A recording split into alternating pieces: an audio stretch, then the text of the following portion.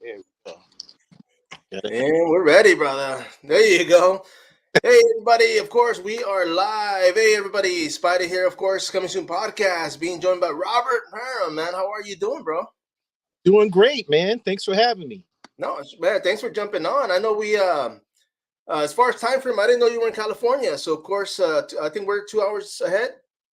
You guys are 2 hours ahead, yeah. Mm-hmm. Oh, okay, yeah, man. Because of course, I'm here in Texas, man. I just attended an event, but I wanted to bring you on here for one of the reasons, bro. And I'm gonna put this up there just for people that are jumping on. And let me see where is it, man. But of course, San Antonio, bro. I mean, you were saying you have family out here, man. So And my have you daughter been lives. out here before? Say again? Have you made it to San Antonio? Yeah, I was in San Antonio maybe 3 years ago. Was the last time I was out there. Oh, nice, man. Yeah. Yeah, bro. Because I mean, and just finding out too, man. I mean, you were you used to fight, you used to compete. I mean, you've got like 1,000 death matches and bare knuckle everything, right? I'm still living. No, for sure, man. But dude, I mean, that's pretty cool, man. Like I said, I mean, I do have two podcasts that I run and operate, man. But I mean, this one's the coming soon. I mean, the reason I brought you on here was because of this bad boy right here. I'm gonna put the image up. Cocaine Roach, man. I mean, I think I even posted on my platform. I shared the page and I said, man, everybody's gangster till that Roach starts flying, man. Something about roaches that everybody's afraid, man. But I mean, them being on cocaine, I mean, I can only imagine, bro. Yeah. It's a fun movie. It's a fun movie. And I mean, right off the bat, man. I mean, what the heck were you thinking that you were like, I got a roach and? Oh, I saw Cocaine Bear. Yeah. Then I saw Cocaine Shark. Saw Cocaine Cougar, and I was like, come on, what I mean, granted, they're low budget indie films, right? And so I applaud them for getting it done. But to me, outside of Cocaine Bear, which I think was fucking brilliant, I think in the low budget movies, a story was missing.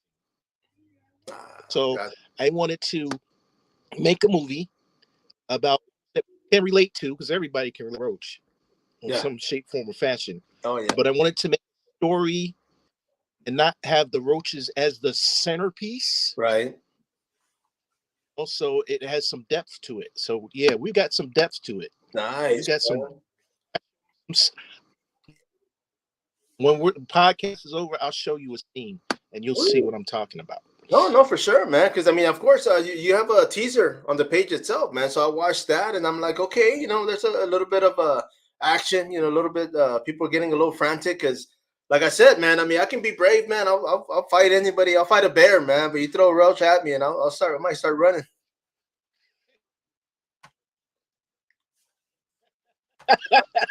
You and me both, brother. You and me both. But yeah, man. But of course, I mean, as far as writing the story, man, how long did it take you? I mean, when you saw Cocaine Bear, were you like, you know what? Did it start then? No, I started writing the script after I saw Cocaine Crabs from Outer Space. Yeah. So after I saw that, I wrote a script. It took me 2 weeks to write the script. And then, I flushed through it. And I have some friends who are producers. Timothy Beale's a producer in the movie. My guy, Jack, is a producer in the movie. And we got together and we just started shooting. So now, I mean, we're in post-production now. There's maybe 1 or 2 pickup shots we have to do. Nice. We have a slamming soundtrack. Let me tell you who's on a soundtrack. Bro. We got Nocturnal. We got Snoop. We got Machiavelli. We got Freeman, Free Jack. We got what's the name? Schoolie D. Nice. I know who that is. And a couple others. Yeah. Have the rights to the song "Express Yourself," Charles Wright. Yeah. Song. So the soundtrack is going to be slamming. Yeah, man. And you see, and that's one of the things for myself. I mean, when it comes to, I mean, I've been a fan of horror movies since the 80s. I was a kid watching reruns of Alfred Hitchcock and Twilight Zone. But for me, it's always, I mean, the storyline, of course, man. But I mean, the music, man. I mean, I grew up in the 80s. I always incorporated like a lot of punk rock in my horror, man. So I always it's like I told people I was a fan of punk rock music before I even knew what it was because of the soundtracks, But it's just the music definitely gives it a little push, man. So that's a pretty good soundtrack, bro. Had a great soundtrack. Yeah, Great, fantastic, fantastic. man. And So let me ask you, as far as I know, a lot of if when it comes to indie films, man. I mean, the soundtracks. I know there's a couple of record labels out there that produce or make the soundtracks. They put them on vinyl. mhm. Is that something that you would be able to do? Like, I mean, with having the rights and permission to do this? I am partnering with I spoke to you about Free Jack, so I'm partnering with him. We're doing this through Sony distribution, so there's a Oh, cool. maybe on vinyl. There's a possibility, so there's still some things that we have to iron out and see. Okay, okay. The reason I brought that up, man, because here in San Antonio, I actually have a local, and he's I mean, he's got a company, he's got a business, he's got a venue as far as like for bands that come through here. But he's actually going to be dipping in vinyl, man. He's going to be making the records here. He does a cover. He's already done a few. Oh But wow! I had talked to him about working within the films, man, because that's like, man, that'd be interesting for them to be able to do something like that, and just because I mean, I still collect vinyl, I collect VHS, I still have them, and it's just for me, I would love that, dude. I mean, I would love to own that on the vinyl and be able to just come home and, of course, watch the movie, but at the same time, just listen to some music. Well, let's make that happen then. Yeah, man, definitely, bro. And I'll definitely plug you in after that, man. But yeah, man. But of course, I mean, the fact that you're saying you have friends that are producers. I mean, of course, they're in the business making movies. Is it easy for you guys to call each other and just kind of be like, hey, you know what? I wanna do this. I mean, everybody kind of like jumps on. When you've worked with a group of people for a while, and this isn't my first film, Right. it gets to be easier, or it Yeah. gets to be less challenging. Let's put it like that, Right. because you work together. We've been through this. We've been through the bumps. We've been through, the difficulties, and we know next time. Well, let's do this and not this. So yeah, it's pretty easy now. Pick No. up the phone. Hey, You see, get it done. I'm pretty sure it's a learning process because, of course, things change. I mean, whether it be on your end or their end, and when it comes to equipment, I'm sure it's changing. On the yearly, so it gets a little bit easier. But man, I mean, like you said, it's not your first rodeo, man. You've been in it for a minute, so I mean, when it came to you actually wanting to do films, I mean, how did that become a reality? When did you start doing that? I I had a friend, and when I was in the Air Force in Mississippi, he lived in Alabama. Seafood John Graham, and he was a stunt coordinator for films that came down. So I got into Under Siege. I was a, Nice. and then I was an extra in what the name was? What was the name of the Insider with Al Pacino? Okay. And then I had my first fight scene in this movie called Watership Warrior with Matthias Hughes and Bridget Nielsen. Nice, man. Now I got to see that, man. Yeah, so I think that's only available in Germany, if I'm not mistaken. Oh But man. Okay. you might find it on the internet somewhere. Right. Uh, Right. so I had a fight scene there, and then when I moved to California, I wanted to do continue my uh, filmmaking or acting, so to speak, because I wasn't fighting anymore, Right. and to fill that void. So I would go to auditions, and I would they would either dress me as a cop or a bad guy. I was pigeonholed, so to Right. speak, and I didn't want to do that. I wanted to create. So one of my mentors, I was fortunate enough to have some great mentors. Jim Kelly, the late Jim Kelly, Yeah, my bro. Art Camacho, Fred Williamson, my cousin Gloria Hendry, Conan Lee. I can go on, and everybody, uh, put into me, Ron Van Cleef. I can't forget Ron, and kind of guided me kind of through this independent thing. Get your cameras, own your own equipment, own everything, so you don't have to spend money next time and budgets, etc., and so forth. And we've made I think we made about 4 or 5 films now. Wow, man, that's cool, man. That's a nice little circle you mentioned there, man. That's a lot of top not just fighters. I mean, martial artists, but actors from the '80s and '90s, man. Yeah, Nice. yeah, and it's important because they have the knowledge. They've Yeah. been where I'm trying to go, and I Yeah. won't say they're holding me by the hand, but I'm kind of climbing up on their shoulders, so to speak. You know, uh, Continue indie films. So, like Fred Williamson was one of the first totally independent filmmakers, Yeah. really, and one of the first, if not the first. So, I give credence to what he says. I listen to him. And then I have other too. I've got my guy out of New Jersey, Frank Korea. I got my guy out of Cleveland, William Lee. Just a plethora of people to keep pushing Yeah. me forward. No, no, for You know, sure, man. And that's interesting too, man, because of course, I mean, being having come from martial arts and competition, I mean, how hard or was it hard for you to transition into acting? I mean, putting that, like, I mean, because I know it's not you're not punching people for real, so you gotta telegraph and kind of act on that part. no, it wasn't hard. It wasn't hard because of who I used to, you look up to when you're a kid. You look up to Lee and Ron Van Cleef and Jim Kelly and Wang Yu and Carl Scott, and list goes on and on and on and on. And I wanted to be like them when I was a Yeah, kid. So as an adult, I have a chance to emulate them, share the screen with some of them, and so it wasn't hard. It wasn't hard. Actually, I'd rather fight on screen all day than to fight for real. I mean, yeah. Oh yeah, for money. man. Well, that's cool, man. Because I have a buddy of mine. He's actually he's from Miami. He lived here for a few years, man. But he's in California now. He's in the UFC. And Uh, he came by. He still has his mom and sister, I believe, living here. So he came by a while back. He had fought in Florida, so he came by over here on the way home. But I was telling them because we were talking on a serious note, and I was like, man, I said, how many more years, man? And he's like, like 5 more years, give or take, for me to keep competing. And I was like, mm, well, what are you gonna do after you fight? And he said, man, that's a good question.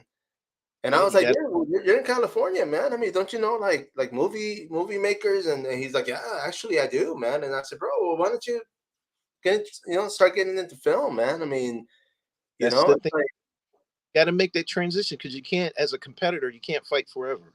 yeah, You know, can't do that forever. I mean, once you hit, I'm 58 now, so once you hit about 33, 34, your whole competitive world changes. So yeah, yeah, you definitely have to think after. You know, oh yeah, and yeah. it's just the way to go. It's just the way to go. No, yeah. You see, and of course, I mean, at the beginning, I mean, I'm sure yourself, being a competitor, man, you do it because you want to. You're like, well, you know what? I want to keep testing myself, and like you said, it does change. I have a lot of guys that went through the UFC, are still in the UFC, and that's one of the things I always talk to them about because I'm like, man, like you're doing great, man. You're winning fights.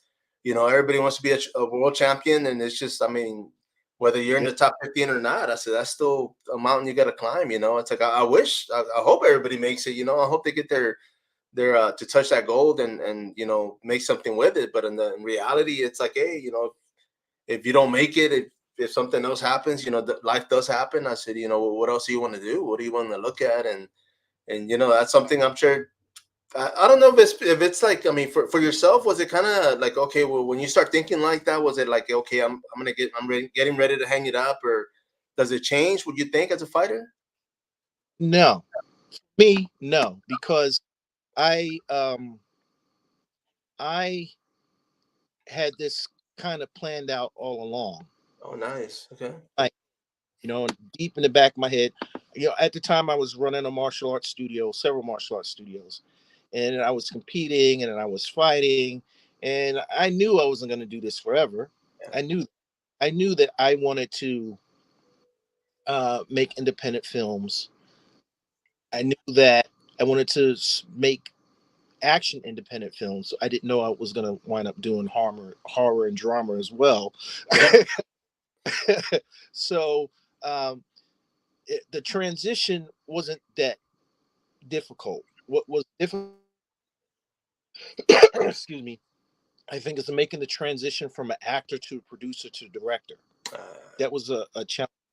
because you have to really know what you're doing. You have to have an eye for certain things. Yeah. So, I'm looking at independent films constantly, whether they're really, really great or really, really bad. You can learn from everything, you Yeah. know. So I just look for certain things in filmmaking and try to incorporate what I learned into what I do. So that was the most challenging, I guess, thing uh, as far as jumping into films. Right. No, and of course, man. I mean, filmmaking, was that something that you went to school for? I mean, you had mentors when it came to acting, and No, no, I, I, I look at it this way. I could have spent a lot of money going to film school, et cetera, and so forth. yeah. But I could have took that money and make a movie. So, for practical, going to Yeah. film school, a movie. I'm the kind of guy I learned from experience. You know, Nice, man. There's other people that went to film school who can tell me things. So why do I have to go to film school? Let them tell me Right. what, pour your knowledge into me, or give me a snippet or a bite. Or if I need something, I'll ask Right. and take the money and make a movie. Nice, man. And of course, I mean, having taken that money, I mean, was this on your first film that you were like, you know what, let me just invest in this? I mean, was it First movie I did a few short films, but the okay, first feature film we did independently was called Jackson Bolt, starring lead, and we had Fred the Hammer Williamson in it, and we right, had Marcus Taylor. okay, Uh, that's out now on streaming, and since then, yeah, I mean, we had some audio issues with that, because we were still learning. So we've enhanced the audio, recolorized it. So we're waiting for it to complete its run so we can put it back out the proper way. okay, That was Jackson Bolt, and then we did Snow Black, and we had Ron Van Cleef in that, and Gloria Hendry. nice, Same thing. So we're waiting for that to do its run so we can redo the audio. Um, then we did Soul Cage with Eric Roberts and Vernon Wells. okay, I did a movie with Willie the Bam Johnson just recently, part one and part two of called One Out of 100. We had Marcus Taylor in that as well. I just wrapped the movie up last year before last. Wow, it's been a year already, with Cinda Williams and the original G Man of hip hop, called Mad as Hell, and that's doing very well. That's streamed on all platforms. So you just take and you learn and you move on and you move on and you move on. We also have another horror movie that we have to finish called The Thirst. It's a vampire film. right, Um, so um, let me tell you about one of the actors I work with. His name is Tori Huggins. Okay, Tori is extraordinary artist. He can act. He models, and so I, as one of the low down cheating husband and Mad as Hell, and he's got this look. So he was the vampire in our vampire movie, nice, man. and I took him into the Roach movie, the cocaine Roach movie, and so he's the cross dressing drag queen drug dealer. Tori is a monster, right? Yeah, He's bro. talented. He's very, very talented. So when you run across people like that, uh, Tori, Gary Turner, Elise Evans, Jim Meyer, you want to keep them close to Yeah, you so that we can all because we synergize. We know, yeah. we just and we keep going, we keep going, we keep going, keep making films, and whole library soon. So No, you see, and I was going to ask you about that because, of course, I mean, when it comes to indie films, I mean, the budget, of course, you got to keep it. You got to keep it on a budget. But I mean, once you find a circle like that, I mean, you do want to kind of keep that, right? I mean, keep that same. you keep this. So you follow. If you look at Martin Scorsese, he has Yeah, the same all his films. yeah, Al Pacino, Robert De Niro, Joe Pesci. They're on all his films. So why not mirror that success? Granted, we don't have $1 million budgets, We don't have $100,000 budgets. Granted, but the same steps can be taken. So, and that's what we do, and we enjoy each other's company. We enjoy the product. We work hard, and there it is, man. There it is. Don't reinvent the wheel. No, yeah, exactly, man. And I was barely gonna say that, dude. I mean, but that's a good analogy because, of course, I mean, if it's moving slowly, then just keep letting it happen, you know. Exactly. Just keep letting it happen. This cocaine roach is coming out a lot better than what I thought. We're getting a lot more publicity thanks to people like you No, than for sure, man. and I'm looking at the horror. Is that yours? The horror scene? Yeah, yeah. Is that your? So I looked at it today. I'm like, wow, we've got 1,600 shares. So I went down. I scrolled down. We're like the third or fourth largest share post on your on your Facebook page. I was like, wow. Man. That's Thanks. cool though, man. Yeah, because I know, I mean, like when I saw the name, somebody had shared, I don't know where I saw it, and I was like, man, I gotta look this up. And right away I went to Facebook and it popped up, and I was like, oh, it is. Because people are posting like fake, just a flyer or an image.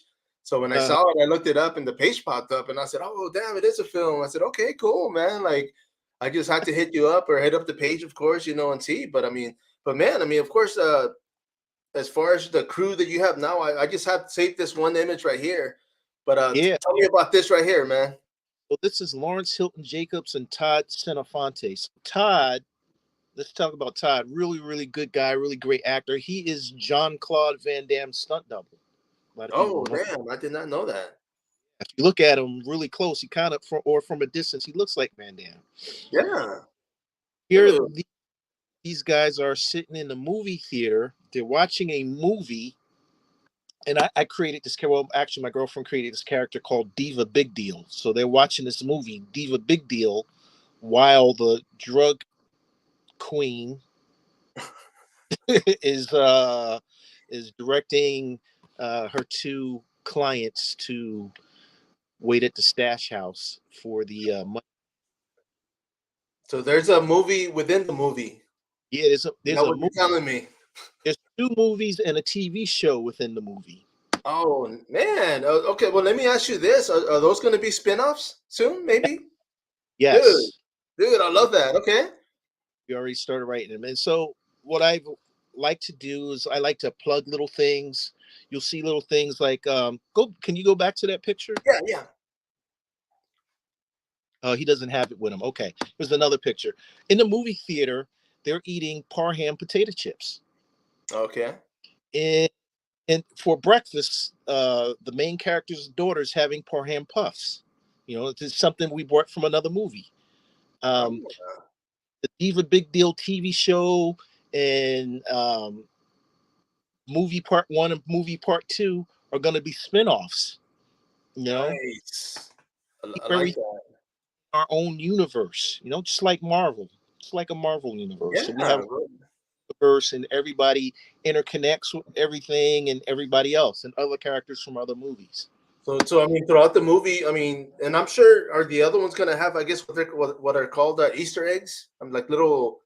Yeah, little Easter eggs, little Easter Yeah, eggs. man. In the Diva Big Deal quote unquote TV show, she is interviewed. Uh, it's the character Diva Big Deal is a person who's over the top, who is so self-centered that her guests, her special superstar celebrity guests, don't really get a chance to talk.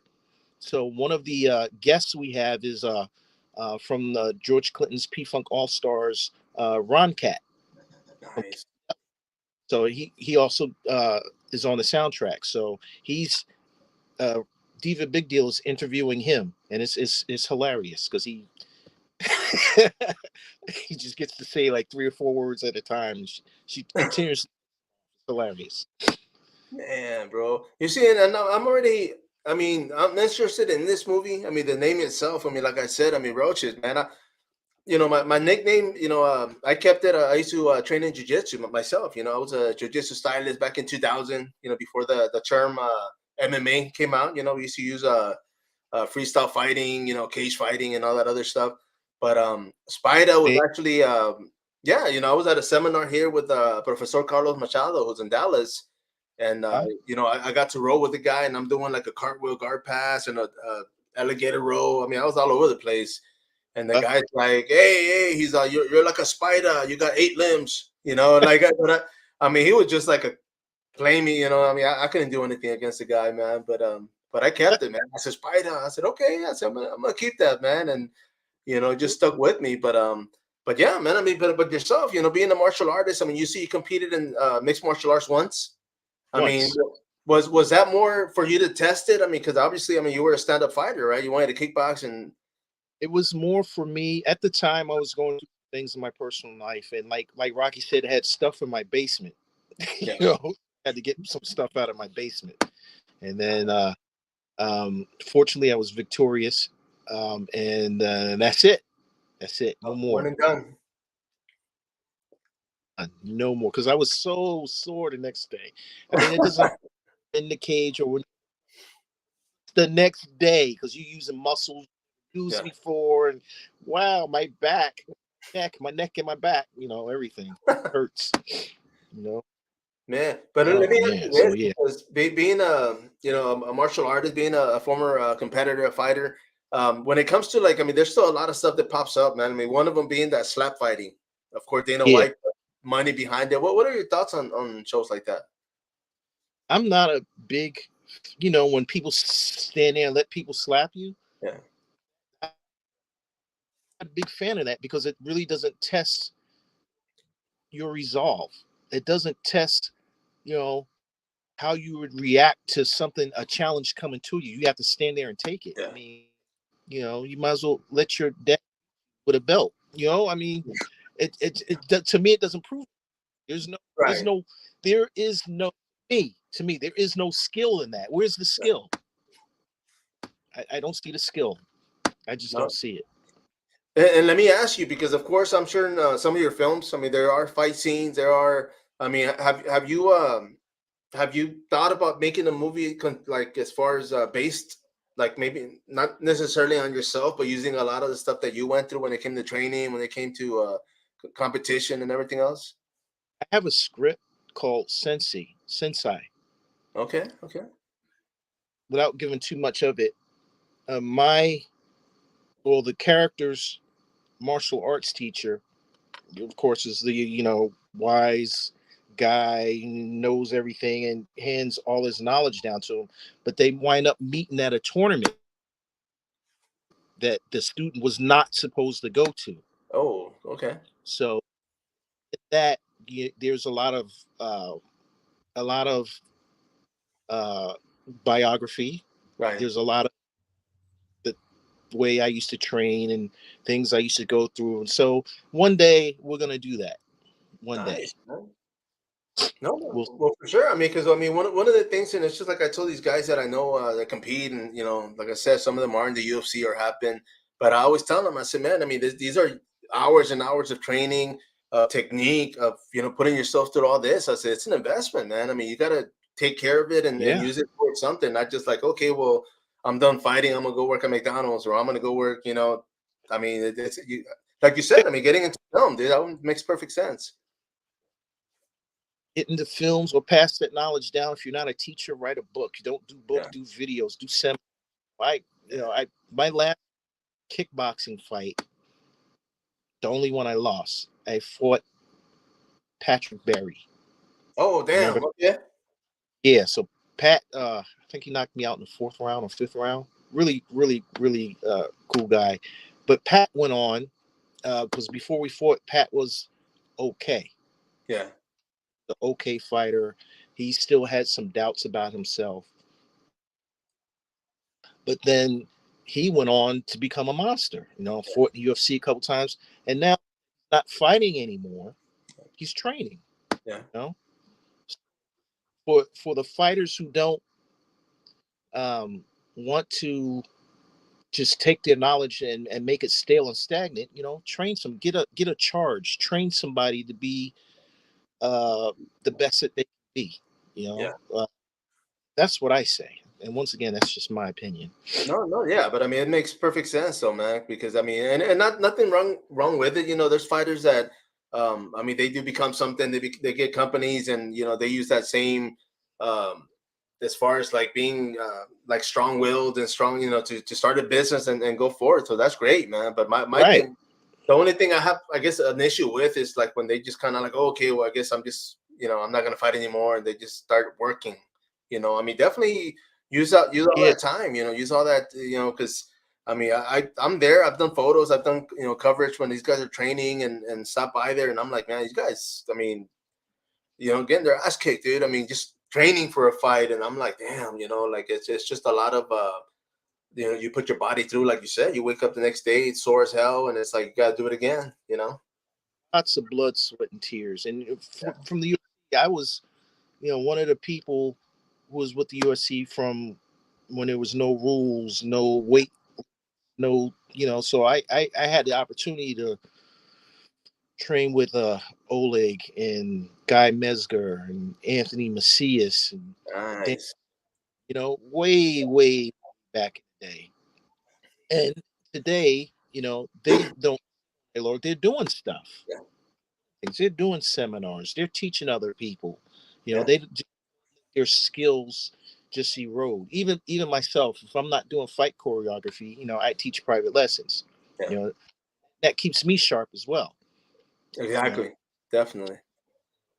yeah. So for fighters, keep doing something. Keep doing something, man. You see, and those names that you brought up, of course, Macias, man, his son's fighting. He's doing pretty damn well, dude. You Yeah. know, so I've been following his kid, man, and Oleg Taktarov, of course. You know, he said in the beginning, and I think they interviewed him, and he said the only reason he started fighting was because he knew he could come to the U.S. and get into movies because he wanted to be an actor. Yeah, and So he's been doing that ever since. You know, Guy Mesker, of course, he's here in Texas. He's up in Dallas. You know, doing. I mean, he's on this gym. You know, he's been successful. So of course, you know, it's like everybody, like you said, everybody's doing something. There was there's a little story, man. Way back when I first started competing, there was a fight in South Texas, you know, and Oleg Tatarev was the main event, and they had him fighting some guy from South Texas. So we get there, and me and two of the guys were fighting for my team, and the promoter, like, he gets there, and he's like, man, dude, I'm freaking out, you know, and I'm like, man, what's up? And he's like, nah, well, the guy fighting Oleg, he got injured, so we don't have a fighter. And I was like, oh damn. And one of my friends was like, man, well, what are you paying? You know, he's like, nah, I think I'm gonna put my brother to fight him, dude. Just, and I was like, okay, like, I was like, I thought, okay, well, his brother's a fighter, right? So later on that day, we're at the venue, it's in the boxing ring, and we're setting up, and there's a guy there, and you could tell he's kind of worried, man, and he started helping, we're helping him set up, and I was like, hey, man, I said, you okay? He's like, yeah, man. He's like, well, my brother tells me I gotta fight Oleg, and I was like, oh, I said, you're his brother? He's like, yeah, man. And he was like, yeah, and I was like, oh, okay. I said, man, how long you been training? He's like, dude, I don't train. And I was like, what do you mean? And he's like, yeah, dude, I just, I'm helping my brother out, and the guy, we got to make the fight happen. So he's told me I got to fight him, and I was just like, what the world, dude? And I will say this, man, like, the fight was quick, and I'm kind of glad because Oleg, like, threw a 1-2, took him down, and just cranked him, dude. Like, but I mean, it could have been ugly, It's just one of those things where I'm kind of glad it just finished that quick. But yeah, man, that's crazy, man. But way back in the day, man. small world, small world. And the Yeah, other guys, who Adam Guerra, yeah, yeah, yeah, my guy, man. yeah, man. You see, and I know he's up there in North Texas. I think he's still teaching and doing this thing too, man. So I'm glad. It's just everybody, like I said back when. I mean, they didn't call it MMA. It was I think back then we were using like street fighting and everything else. Call it HB, no holds barred. There you go. No holds barred, man. Whew. Man, but bro, I mean, of course, man. I mean, this movie. As far as when are we gonna be able to see it? Is it gonna be streamed, or are you gonna drop it on DVD? But right now, I'm working with my one of my producers, Timothy Beal, to get a theatrical release. So we're gonna have a limited theatrical release before it goes streaming. Nice. Okay, okay. And what format? DVD or Blu-ray? It'll probably be DVD. Okay, okay. I was gonna say because even to this day, bro. I mean, people are like, man, I've never owned a Blu-ray disc. Never. I stuck with DVD, VHS, of course, but I don't have a Blu-ray player, man. So I'm like, one day I'll buy one, but or a player, or at least start buying the movies. But it just, I got so many DVDs, bro. It's crazy, man. Me both, man. You and me both. But man, I mean, of course, and you said earlier, you do have family here in San Antonio, man. I mean, are you planning on visiting soon, or is family moving back home? I mean, what's going on with that? My daughter lives in San Antonio, so I do plan on visiting her. Okay. So when I get an opportunity to visit her, I'll stop by and check you out, brother. No, yeah, and I was gonna say, because right now I do have a studio at home, but I have a studio set up inside my friend's gym. It's actually called Combat Social Club, man. It's a jiu-jitsu MMA gym, but my studio will be out there, man. So hopefully by that time, he just opened it at the beginning of the year, man. So I mean, he's already open. He's already bringing students and all. But as far as the studio, man, I mean, I'm little by little. I'll be there probably by the end of this month, bro, for sure. Okay, yeah. Maybe this summer. Cool, man. Probably. You can work out there too, man. Shoot. Better yet, maybe we'll bring you in for a seminar, man. You're talking about classes, man. Sure, we'll figure something out. A little fight clinic or something. Okay, we can do that. We can do that. Sweet, bro. Well, man, I mean, I thank you, bro. I mean, of course, it is the weekend. As far as plans, man, what do you have planned this weekend? We are doing the sound design right Okay. now. So this weekend, I'll be doing the sound design to Cocaine Roach, having the little roaches. You hear the little sound and the little squeals, things that roaches don't really normally do. Oh We're yeah, gonna but just for effect, right? make them scream and growl and all that shit. And of course, you say you had that prop. I mean, are those like the actual props that you're using for the movie? Some Nice, bro. so people who are privy to some of the clips say, "Wow, how do you get the roaches to move around like that?" And I told them, "Well, every day I train them and I give them little pieces of bread and then I gather them all up and tell them what to do." There you go. They want to eat. Man, and I thought you were talking about that, and I think it was Joe's Apartment, or what is it? That one movie with that guy living with. Yeah, yeah, and they're talking and dancing and stuff, Yeah, but they eat people and snort coke. there you So, go. Man, that's crazy. I can't wait for it, man. I mean, obviously, man, it's a good movie, man. It looks like, I mean, I've seen the trailers. I mean, for those watching this video, I mean, they can follow you guys on your social media page, of course. It is yes, spelled differently, though. I mean, you were saying for Facebook wouldn't allow it, right?